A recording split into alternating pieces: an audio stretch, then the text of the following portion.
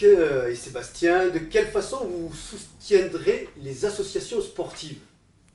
Les clubs sportifs, toute l'associative de toute manière doit être soutenue.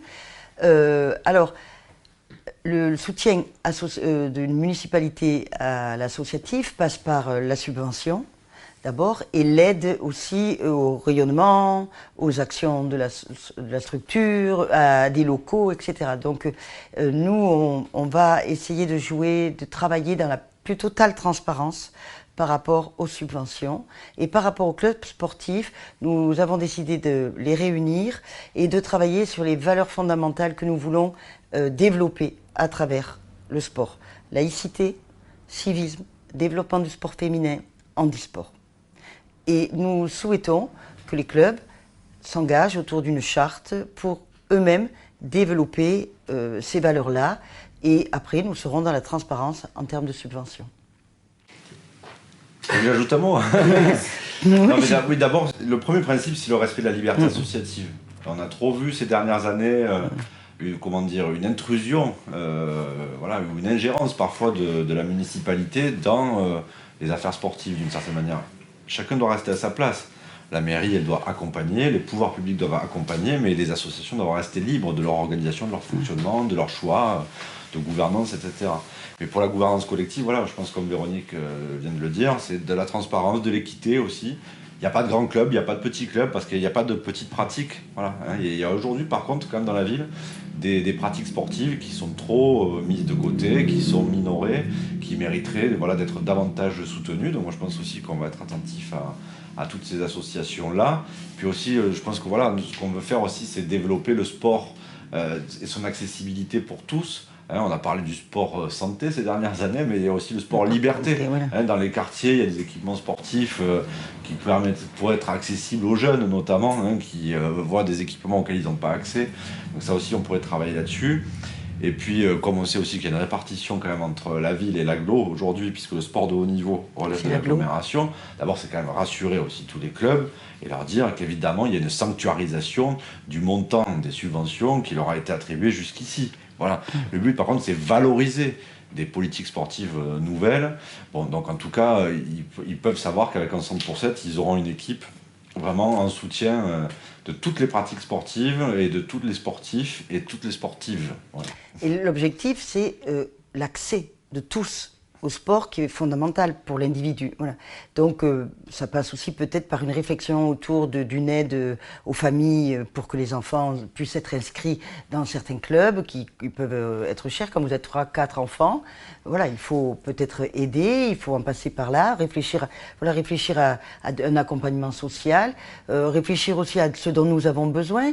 Il y a des clubs j'ai rencontré dernièrement des responsables de clubs de boxe, de divers sports de combat, qui ont besoin d'un espace, qui ont besoin d'un lieu dans lequel ils s'exercent, dans lequel ils travailleraient. Ce lieu n'existe pas. Il faut y réfléchir et travailler à en mettre en place, ouvert à différents clubs. On ne va pas un club, un lieu, mais voilà, mutualiser les espaces, dans la transparence, les donner à tous les clubs qui en ont besoin. Très bien, alors dernière question, et là aussi on va rester sur un terrain glorieux, celui du football club de Sète. Alors, suite à la montée en N1, on a entendu parler de turbulences au football club de Sète. Donc, vous-même, quelle est votre approche de cette situation? C'est la dernière question des internautes aujourd'hui. Alors, nous aussi, on a entendu parler de turbulences, mais c'est à l'intérieur d'un club, on ne sait pas trop ce qui se passe, il n'y a rien qui sort en termes d'informations officielles.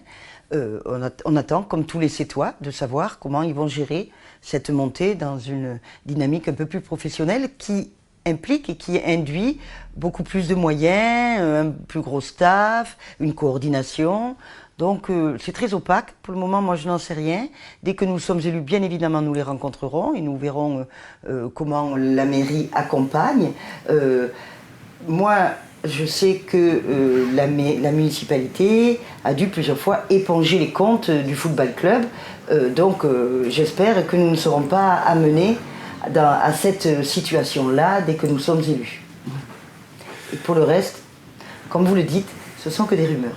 Très bien. Peut-être, Sébastien, un dernier mot d'ensemble pour terminer cette série de discussions et d'échanges Un dernier mot, ça me vient au moment de la réponse de Véronique sur la question du sport, parce que tout se recoupe en fait. La question de l'avenir de Sète, c'est notamment en fait une vision économique, donc sociale. Et si vous voulez des clubs sportifs, notamment qui gardent des ambitions de haut niveau, etc., il ne leur faut pas simplement des partenaires publics, il leur faut des partenaires privés. Donc pour ça, il faut avoir créé des entreprises en fait. Et donc si les 6, 10, 20 prochaines années, on se contente de faire des barres de béton, ben, ce n'est pas le développement économique qui portera justement les ambitions sportives des uns, les volontés d'excellence culturelle des autres.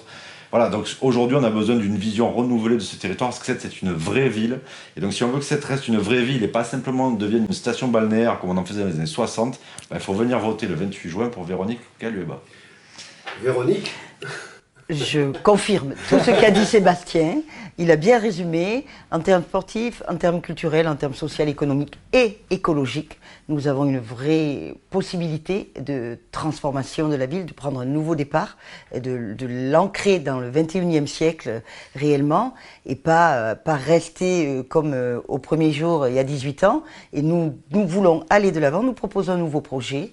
Et pour que ce projet se réalise, rendez-vous avec les électeurs le 28 juin. Eh bien, merci de vous être prêté à ce jeu. Avec Merci. plaisir.